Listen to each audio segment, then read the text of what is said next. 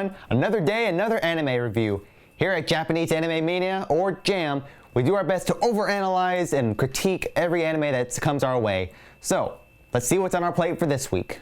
New York, the dazzling lights, the glamour, the gangsters, the flying pussyfoot. Hold up, what is this again? Baccano was one of the first anime I showed to Chris in freshman year, and he actually jumped right onto it because it was, again, one of those shows that just came out of nowhere. It was like, let's try to watch this, and damn, it was good. Its story constantly pops back and forth between time periods from 1920 to 1796 to even modern day, because, I mean, if you want to imagine it, it's kind of like Pulp Fiction, to where the story is all told out of sections and places, but they all come together to form one cohesive story. With the story taken from multiple points of view, filled with gangsters and monsters and magic, let's get ready to review Baccano. Let's go. To explain all the characters of Baccano would take much too long, as there are over 15 major characters within this piece. All of them, though it may seem unnecessary, play a major role within the story. The majority of the plot focuses on the events of the train, the Flying Pussyfoot. And yes, that's the name, the real train. I'll even play the clip. There's the clip. It's the Flying Pussyfoot. With our first episode, we are actually given the ending of the events, but the show manages to dig through each character's backstory and their reasoning for being on the deadly train where so many people died. For the majority of the plot, we do follow the life of Jacuzzi Splots more than anyone, as through his adventures of being a whiny gangster who cries at hurting people, his attempts to save people on the train at his own expense, we are able to relate to him more than anyone. We also have the lovable couple Isaac and Miria as the bumbling idiot robbers. And I'm gonna be honest with you, every time that they are on screen, it was a delight to see them, because they kind of just sold the show. It's like, oh, they're here, now it can be really funny.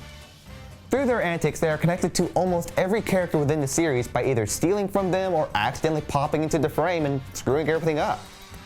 Now, the funny part about this whole series is that 13 of the 16 episodes only capture a tiny bit of the light novel series. Yes, Return of the Light Novels! They're great, aren't they? Due to the sheer amount of the series, 21 at this time and counting, being able to capture the spirit of the 1920s culture in such a short frame of time is astounding. As I said before, with this show set in 1920s New York, you should expect some smooth jazz and such. Might I say that this is one of the best damn intros to a show I have ever seen though. Most shows I'll just skip the intro after I've heard it through a couple times, but Baccano manages to make me sit through the whole thing. Not only is it catchy as hell, but it also lets us see every character within the show, including a name, so that we can quickly identify them within the show. Now, this might be a bit familiar to some of you, because Durarara did the same thing. Why is this? Well, the truth is that the original author of Baccano also did Durarara, so of course there are some similarities between the two, and might I mention some cameos. Animation-wise, we get this piece of work from Studio Brainspace, who also worked on Spice and Wolf Season 2, as well as the previously mentioned Durarara. From action sequences to comedic jump cuts, the show does not fail to deliver on comedic timing and insanity happening within it. With its amazing intro and compelling storytelling, backward storytelling for that, as well as the comedic hijinks of Isaac and Miria, yeah, I'm gonna give this show a rating of buy it.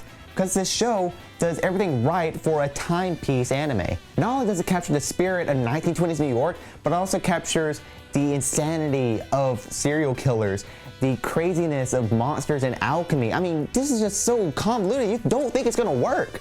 But in the end, it manages to pull itself together into an awesome story that was just like, next episode, we gotta go. There's only 13 episodes that I care about.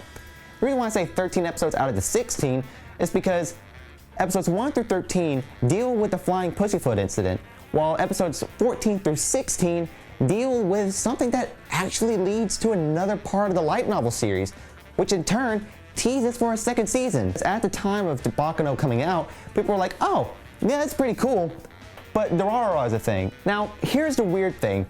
Baccano is licensed by Funimation for regular DVD consumption, while the Blu-ray, for some reason, is available only through Aniplex of America. I can only assume that's because Durarara and Durarara X2 is owned by Aniplex of America, so they went ahead and bought the rights for Blu-ray for the elder brother. So, have that as you will. Baccano is only streamable on Hulu. For an ultimate recommendation, hell, for some reason I didn't even know this was coming out, and it just did. And so I already have some of the volumes probably by the point this review comes out. But Durara has come out to be in manga form. Yeah, they didn't bring the light novel over, but hey, a manga is just as good because they're going to adapt every bit of the light novel into a manga series. So some of that cash money is going to go straight to that instead, because you can go in there and read every bit before the Flying Pussyfoot and afterwards to get more of the characters' backstories. The Baccano manga is being published by Yen Press, so do expect some awesome translations as well as great artwork. For another ultimate recommendation, let's just go with the younger brother here, Durara. Durara is kind of the same deal here. We have reverse storytelling with a bunch of characters. There's at least, at this point in the show that I'm at, there's at least another plus 20 that I'm having to keep up with in everyone's backstory. So if you enjoyed Baccano, you're definitely going to enjoy Durara because they're pretty much the same thing, while Durara is set in modern day time Japan. Durara is licensed by Aniplex of America and is streamable right now on Netflix and Crunchyroll. That's it for today, and thank you so much for watching. If you like what you saw, be sure to like, comment, and subscribe. Here's the dynamic duo. Chris and I play video games. I mean, that's not a thing that totally happens on the internet or YouTube, but if you like those, go ahead and check them out. Links to our other social media are down below, so we have our Facebook, our Twitter, our Tumblr, so go ahead and click those and check them out if you'd like. So, and remember guys, be truly dynamic. See ya.